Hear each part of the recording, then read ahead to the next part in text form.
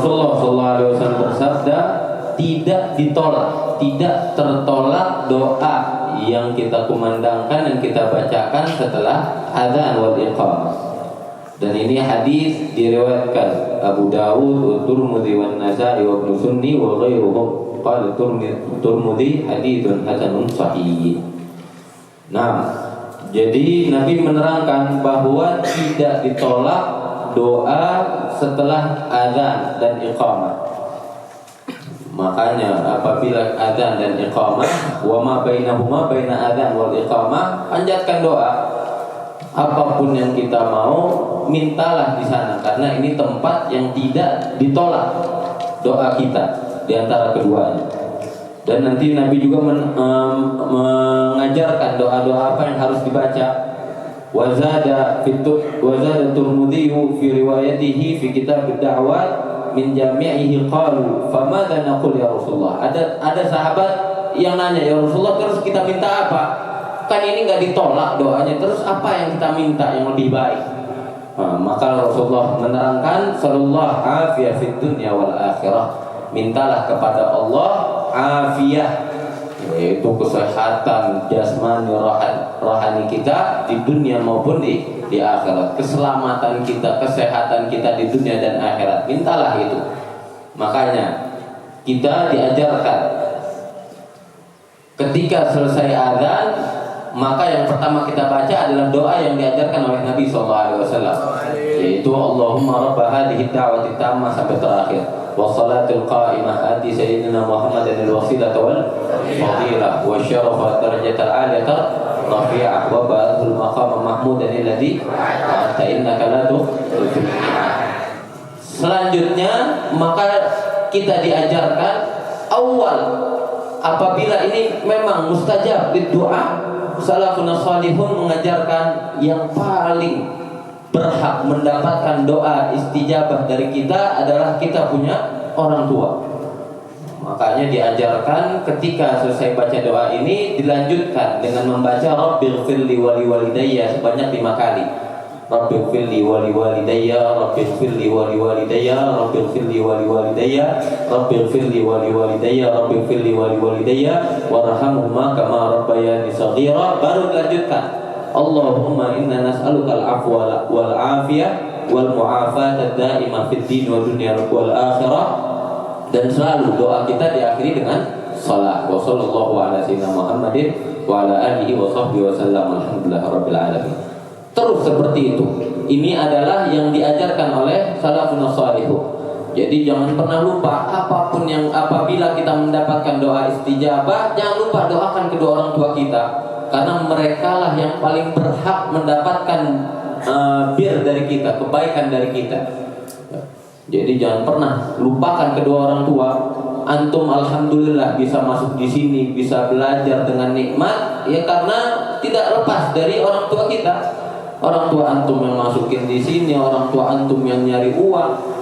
Maka jangan pernah kita ini melupakan jasa-jasa mereka, doakan terus. Apapun kegiatan kita, jangan pernah lupa untuk mendoakan kedua orang tua. Apalagi di tempat-tempat mustajabah, seperti tadi ketika ba'dal adzan dan iqamah. Begitu pula ketika antum puasa, awal buka puasa, doakan kedua orang tua. Itu termasuk tempat mustajab di doa.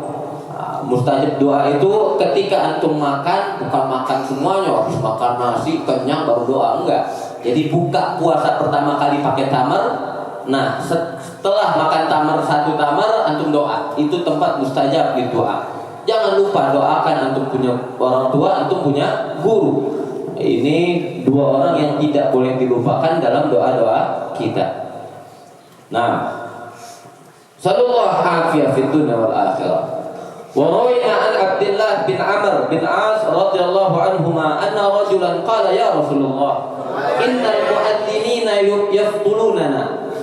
Jadi ini sahabat ini mereka saling berbondong-bondong berebutan untuk melakukan amal-amal baik. Sahabat ini mereka enggak ngelihat hal dunia sama sekali, enggak ada. Yang mereka inginkan berebut amal-amal baik. Yang mereka mau masuk surga. Itu yang mereka rebutkan. Di sini Diriwayatkan Abdullah bin Amr bin As radhiyallahu anhuma bahwa ada seorang sahabat berkata, "Ya Rasulullah, sesungguhnya orang-orang yang adzan itu lebih baik dari kita, pahalanya lebih banyak dari kita."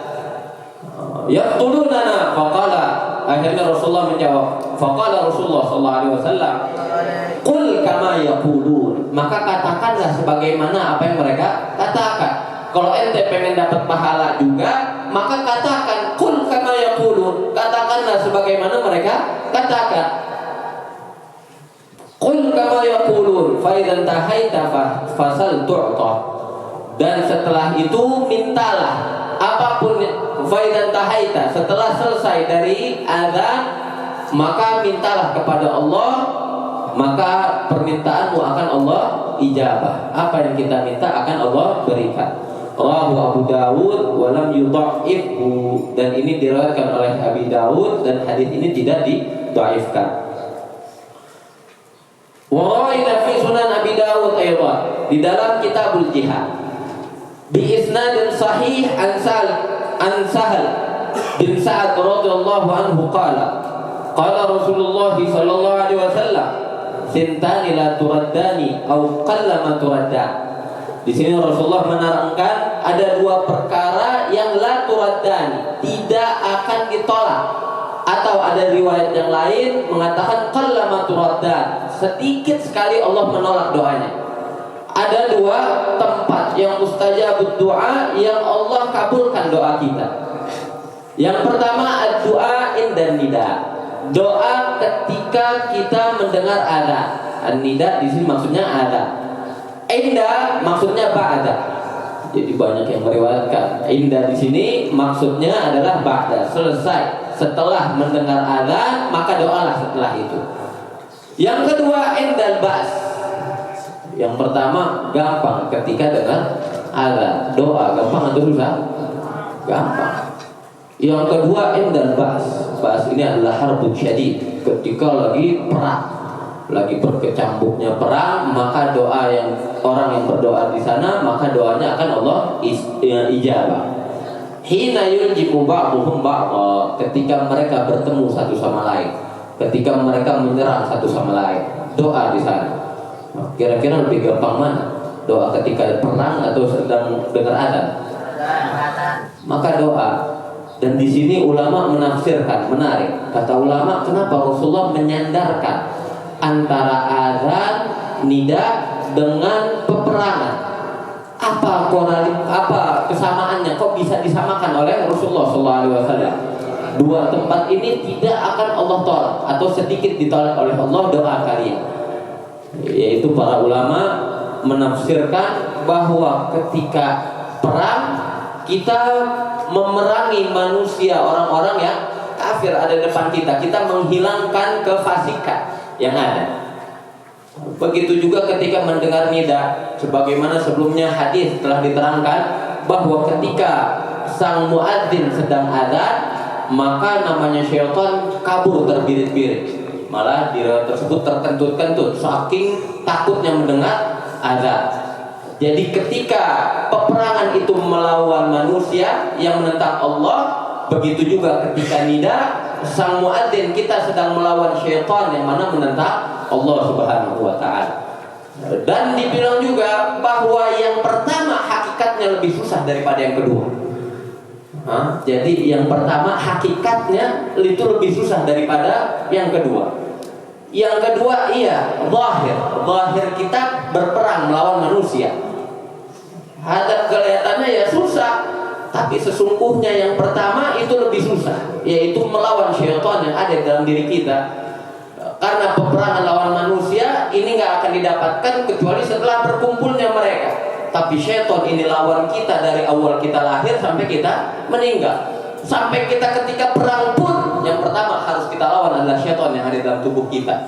Jangan sampai ketika kita berperang di jalan Allah tapi niatnya bukan karena Allah. Kita digoda syaitan, akhirnya niatnya karena mencari jah, karena dibilang syahid, karena dibilang.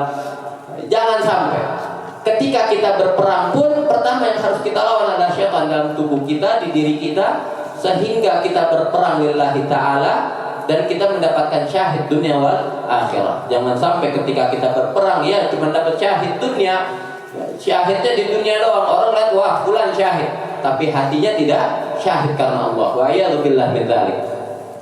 Makanya sebelum kita mendapatkan peperangan seperti itu, para santri harus lebih dahulu gimana caranya berhasil berperang melawan syaitan yang ada di dalam tubuh kita. Ini berat, ini susah. Gimana setan ini selalu ngebisikin kita yang macam-macam. Orang yang tadinya semangat dengar azan, tiba-tiba selesai dengar azan kok ngantuk ya, kok tiba-tiba malas ya. Karena pas lagi azan itu setannya minggir. Pas azannya selesai, setan langsung bondong-bondong datang lagi. Nah, ketika datang ini tiba-tiba rasa malas luar biasa, apalagi yang biasa begadang dari malam sampai pagi nggak ngantuk sama sekali. Dengar azan langsung nguap, dengar azan langsung ngantuk. Ini setan yang jelas. Hakikatnya setan ya itu. Anak kadang-kadang ngelihat anak-anak ada di sini main-main muter-muter. Waktu zuhur ke asar tuh muter-muter nggak jelas kemana-mana. Tiba-tiba pas malam Anda dengar suara dia ta'akhir. Anda tanya ta'akhir apa? Ta'akhir asar aja. Dari zuhur dia muter-muter, tapi asarnya bisa terlambat. Isyarah. Jadi jangan kita ini ngikutin syaitan. Lawan setan yang ada di tubuh kita, yang mana setan ini selalu ngikutin kita. Itu adalah musuh kita terberat dari kita lahir sampai kita meninggal. Nah, jadi hati-hati ya.